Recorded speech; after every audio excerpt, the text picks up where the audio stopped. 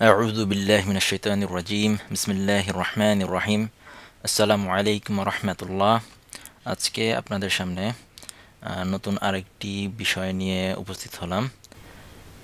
আরবি উচ্চারণ করার ক্ষেত্রে অনেক সময় অনেক সাইনবোর্ড বা অনেক জায়গায় বা অনেক লেখাতে আমরা দেখি মানুষ ভুল উচ্চারণ করে থাকে, যেমন আদ-দিন হবে নাকি আল-দিন হবে। তো এই বিষয় নিয়ে আমরা আলোচনা করবো ইনশাল্লাহ। আর আশা করি এই ভিডিওটি দেখার পর এই সম্পর্কিত বিষয়গুলো যখন আমরা পড়ব আমাদের এই ভুলগুলো আর হবে না ইনশাল্লাহ। তো চলুন শুরু করা যাক।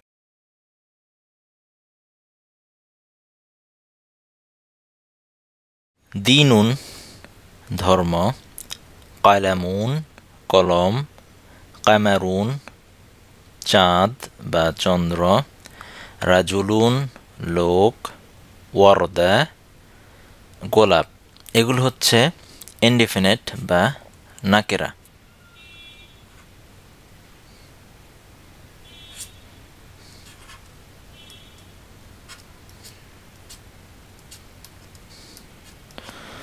এই সবগুলো শব্দই হচ্ছে ইনডেফিনিট বা নাকেরা। তো নাকিরা চেনার উপায় হচ্ছে এই শব্দ বা ইসমের শেষে তানভিন অর্থাৎ দুইটি পেশ বা দুইটি দাম্মা থাকবে, যেমন দিনুন, এরপরে কালামুন অর্থাৎ কলম। ইংরেজি ভাষায় যেরকম এ অথবা এন দিয়ে প্রকাশ করা হয়, এইভাবে কিন্তু আরবি ভাষায় এ বা এন এর সমর্থক কোনো শব্দ নেই। তো বোঝানোর সুবিধার্থে আমরা বলে থাকি, যেমন কালামুন একটি কলম, বা রাজুলুন একজন লোক, ওয়ারদা একটি গোলাপ। আমরা বোঝানোর সুবিধার্থে এই একটি ব্যবহার করে থাকি, কিন্তু এই একটি বা এ বা এন এটির সমর্থক বোধক কোনো শব্দ আরবি ভাষায় নেই। নাকিরা শব্দের অর্থই হচ্ছে অনির্দিষ্ট বা ইনডিফিনিট।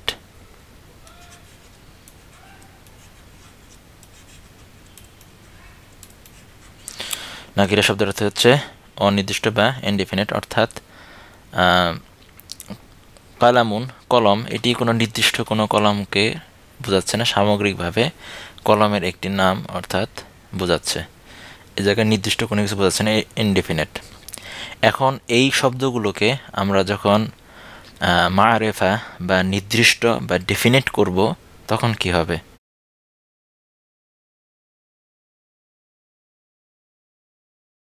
আরবি ভাষায় কোনো শব্দকে বা কোনো ইসমকে মারেফা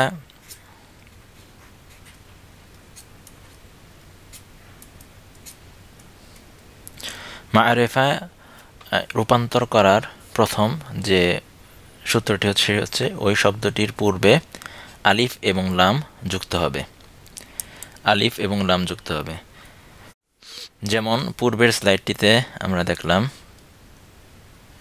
দিনুন, দিনুন অর্থাৎ তানভিন ছিল।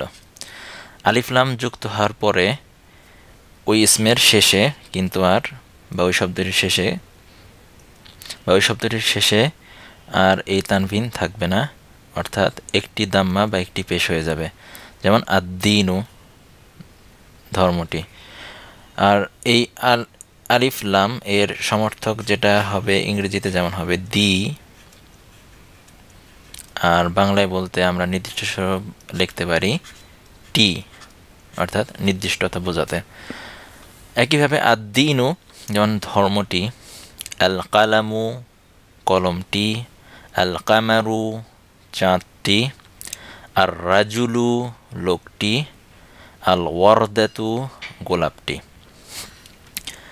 এখন এখানে লক্ষণীয় বিষয় হচ্ছে, দেখুন এই জায়গায় কিছু লামের উপর সুকুন বা জজম বসেছে। এই জায়গায় সুকুন আছে, এই জায়গায় সুকুন রয়েছে, কিন্তু এই আদ-দীনের মধ্যে দেখুন এই জায়গায় সাদ্দা বা তাসদিদ বসেছে। আবার আর রাজুলুর এই জায়গায়ও সাদ্দা বা তাসদিদ বসেছে। এটা কেন বসলো? কেন আল দিন হবে না, কেন আদ-দীন, বা কেন আল রাজুল হবে না, কেন আর রাজুল? তো চলুন আমরা পরবর্তী স্লাইডে দেখে নিই। আল হুরুফুশ শামসিয়া বা সূর্য অক্ষর, আল হুরুফুশ শামসিয়া বা সূর্য অক্ষর অর্থাৎ আরবি বর্ণমালার এই 14টি বর্ণ যখন আলিফ লাম এর পরে আসবে তখন সাদ্দা বা তাসদিদ ব্যবহৃত হবে। আবার বলছি, আলিফ লাম এর পরে যখন এই হরুফুশ শামসিয়াগুলো বসবে তখন অবশ্যই এই সাদ্দা ব্যবহৃত হবে। তা, সা, দাল, জাল, রা, জা, সিন, শিন, সাদ, দাদ, ত, জ, নুন, লাম, এই 14টি বর্ণ যখনই আলিফ লাম এর পরে আসবে তখনই সাদ্দা বা এই তাসদিদ বসবে এই শব্দগুলোর উপরে।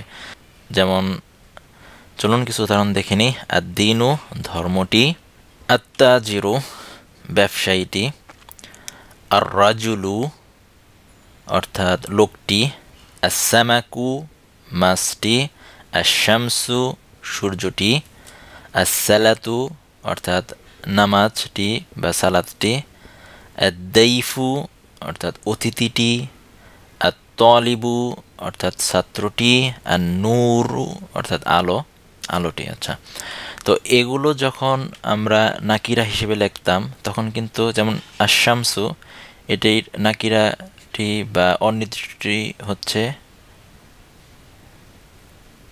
শামসুন, শামসুন অর্থাৎ সূর্য, শামসুন সূর্য। আলিফ লাম যুক্ত হওয়ার কারণে শেষে আর এই দুই পেশ বা দাম্মা থাকলো না, একটি পেশ হয়ে গেল। আর যেহেতু এই শিনটি হচ্ছে আল হুরুফুশ শামসিয়ার অন্তর্ভুক্ত, এই যে জায়গায় রয়েছে, যার কারণে এর উপরে সাদ্দা যুক্ত হয়েছে। আল হুরুফুশ শামসিয়া অর্থাৎ এই 14টি বর্ণ যখন আলিফ লাম এর পরে আসবে তখন অবশ্যই সাদ্দা সহকারে পড়তে হবে, অর্থাৎ পূর্বের উচ্চারণের সাথে মিলিয়ে পড়তে হবে।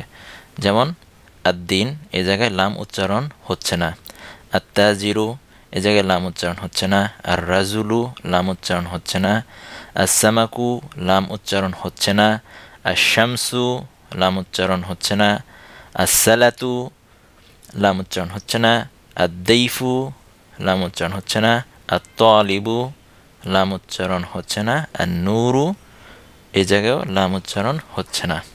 তো কখন লামগুলো উচ্চারিত হবে? তো চলুন পরবর্তী স্লাইডে আমরা দেখে নিই।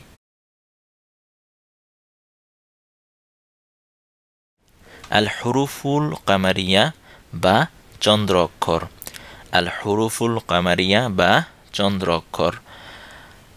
আলিফ লাম এর পরে যদি এই 14টি বর্ণ আসে তখন এর উপরে কিন্তু সাদ্দা বসবে না, অর্থাৎ লামটির উপর তখন সুকুন বসবে। আলিফ, বা, জিম, হা, খ, আইন, গাইন, ফা, কফ, কাফ, মিম, ওয়াও, হা, ইয়া। তো এই 14টি বর্ণ যখনই আলিফ লামের পরে আসবে তখন কিভাবে ব্যবহৃত হবে চলুন কিছু উদাহরণ দেখে নিই আমরা। যেমন আল বাবু, আল বাবু, বাবুনের নাকিরা বা অনির্দিষ্ট ফর্মটি হচ্ছে বাবুন অর্থাৎ দরজা, দরজা। আর যখনই আলিফ লাম যুক্ত হবে আল বাবু অর্থাৎ এই দুইটি পেশ বা দাম্মা থাকবে না, একটি পেশে রূপান্তরিত হবে। আর যেহেতু এই বা হচ্ছে আল হুরুফুল কামারিয়ার অন্তর্ভুক্ত বা চন্দ্র অক্ষরের অন্তর্ভুক্ত, যার কারণে লামের উপর সুকুন বসেছে, আল বাবু, আল বাবু অর্থাৎ বার উপর কিন্তু সাদ্দা বসেনি, যেহেতু এটি আল হুরুফুশ শামসের অন্তর্ভুক্ত নয়। এরপর আল জামালু অর্থাৎ জামালুন শব্দের অর্থ হচ্ছে উট, আর আল জামালু শব্দের অর্থ হচ্ছে উটটি। আল খুবজু খুবজুন শব্দের অর্থ হচ্ছে ব্রেড বা রুটি। আল খুবজু হচ্ছে রুটিটি। আইনুন শব্দের অর্থ হচ্ছে চোখ। আল আইনু হচ্ছে চোখটি। আল ইলমু, ইলম শব্দের অর্থ হচ্ছে জ্ঞান বা নলেজ। আল ইলমু অর্থাৎ নলেজ বা জ্ঞানের দিকে নির্দেশ করা হচ্ছে। আল কালামু, কালামুন শব্দের অর্থ হচ্ছে কলম, যেমন কালামুন। এটি ছিল নাকিরা ফর্ম।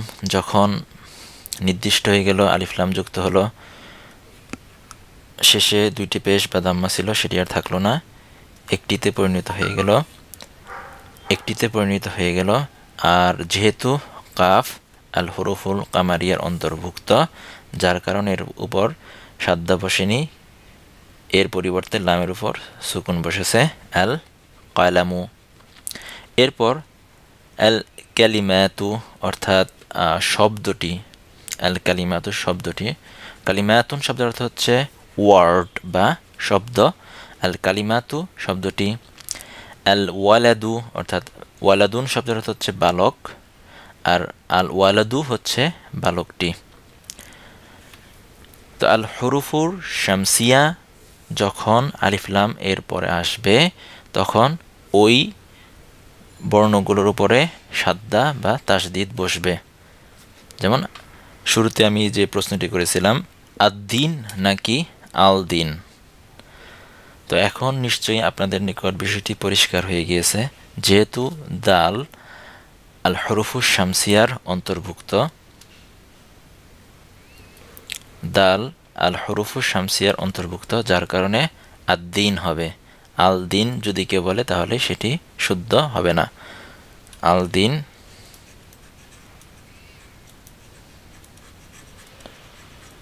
শুদ্ধ হবে না, এটি ভুল, যেহেতু এটি আল হরুফুস শামসিয়ার অন্তর্ভুক্ত।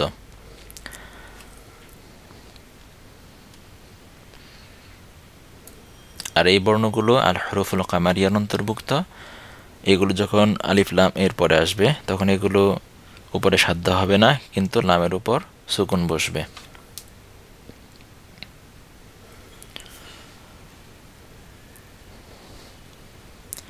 তো আমরা ভিডিওটির একদম শেষ পর্যায়ে চলে এসেছি। আশা করি এই ভিডিওটি আপনাদের নিকট ভালো লেগেছে এবং আপনারা এই ভিডিওটি থেকে উপকৃত হবেন ইনশাআল্লাহ। তো ভিডিওটির বিষয়ে যদি আপনাদের কোনো মন্তব্য বা পরামর্শ থাকে তাহলে কমেন্ট সেকশনে অবশ্যই আমাদের জানাবেন। এবং আমাদের ভিডিওটি যদি আপনাদের নিকট ভালো লেগে থাকে এবং ভবিষ্যতে এরকম ভিডিও আরও দেখতে চান, তাহলে অবশ্যই আমাদের চ্যানেলটিতে সাবস্ক্রাইব করবেন ইনশাআল্লাহ। তো আজ আর নয়, ভবিষ্যতে আবার অন্য আরেকটি ভিডিও নিয়ে আপনাদের সামনে উপস্থিত হব। সে পর্যন্ত আসসালামু আলাইকুম ওয়া রাহমাতুল্লাহ।